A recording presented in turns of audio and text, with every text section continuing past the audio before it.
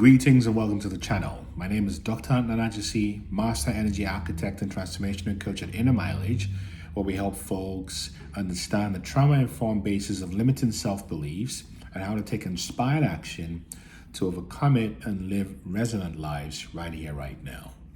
Today we're going to talk a little bit about why the empath's awakening triggers the narcissist and dismantles the old reality.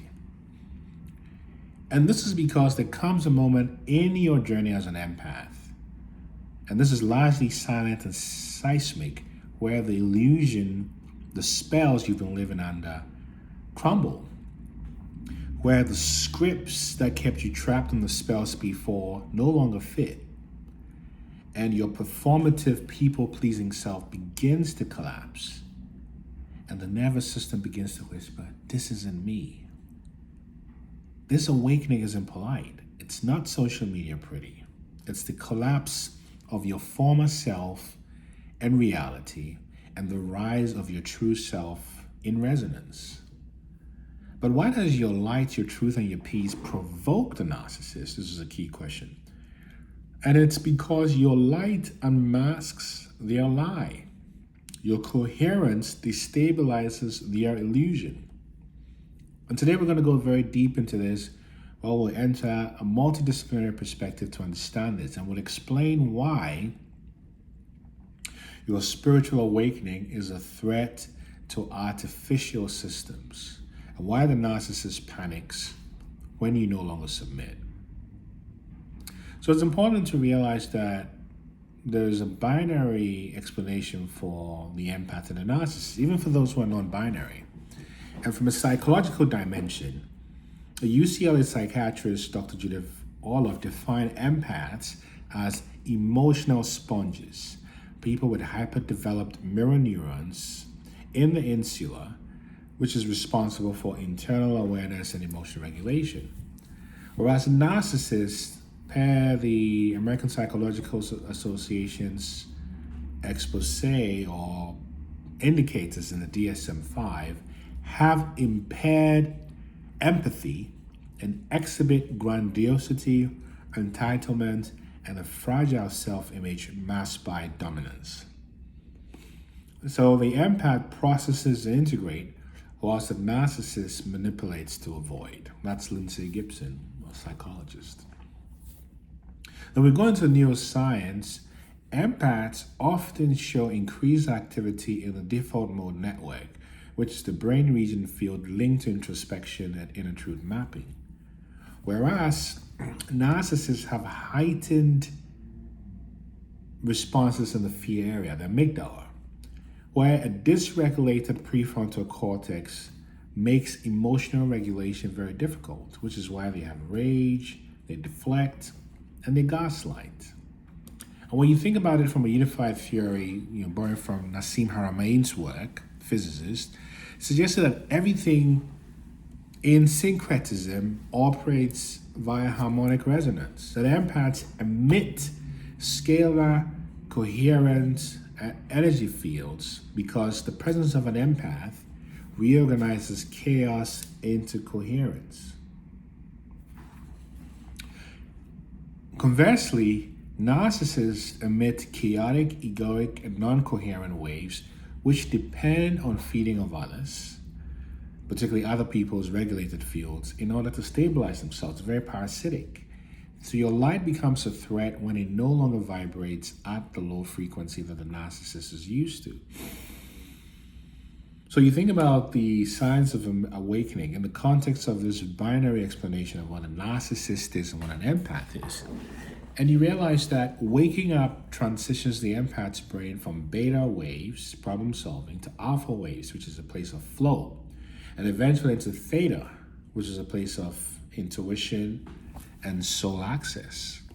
This shift explains the sort of this derealization that many empaths may feel. It's not psychosis. It could be, but it's not. It's the nervous system entering non-ordinary states. Now, you come to neuroplasticity, and we know that the brain rewires itself with new codes. This is based on studies in neuroscience.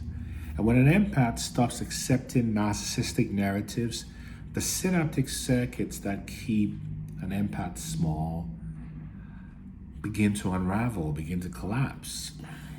And also, it's important to realize that you as an empath, as you are waking, reintroduce coherence, alignment, clarity into your field. And when you think about sacred geometries like the flower of life, or Metatron's cube, or even the golden ratio, they all illustrate consciousness mirroring universal patterns. The golden ratio looks like a snail, right? The flower of life looks like many things. The narcissistic patterns, by contrast, are chaotic attractors, very erratic, unpredictable, and self-terminating, right? So you realize that systems in the world thrive on extraction, hierarchy, and illusion. These are all narcissistic.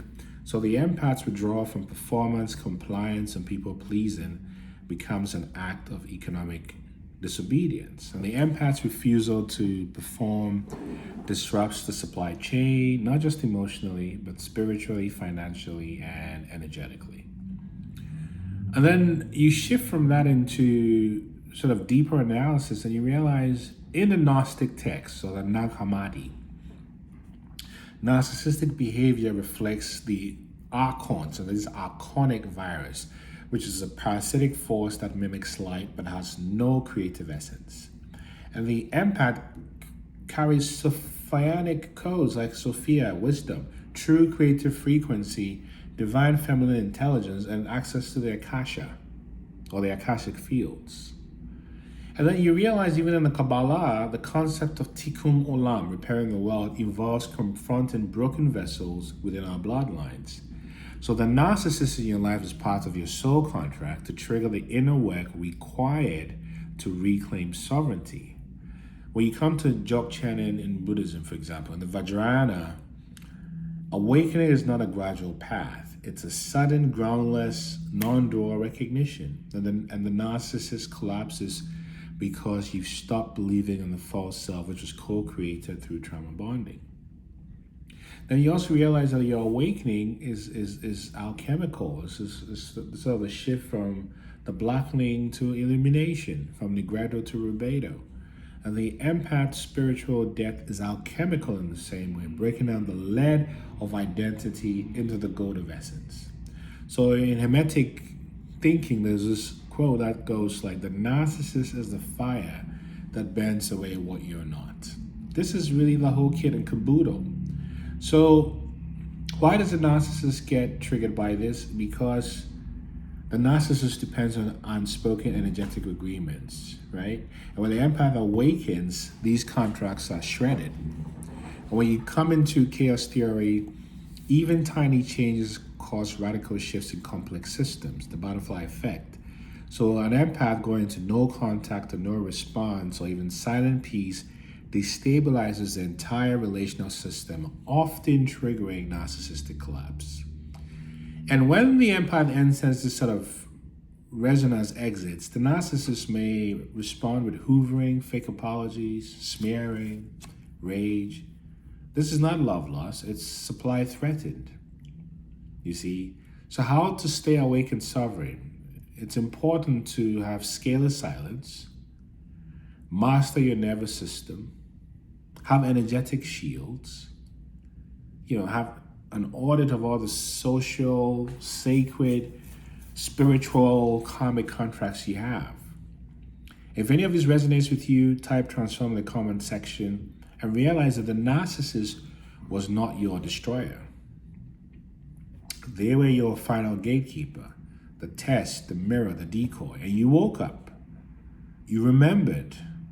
And now they no longer recognize you because you exited the simulation. You kept shining, so keep shining not as protest, but as presence. Not for validation, but as vibration. Because you are the evolution the system never prepared for or planned for.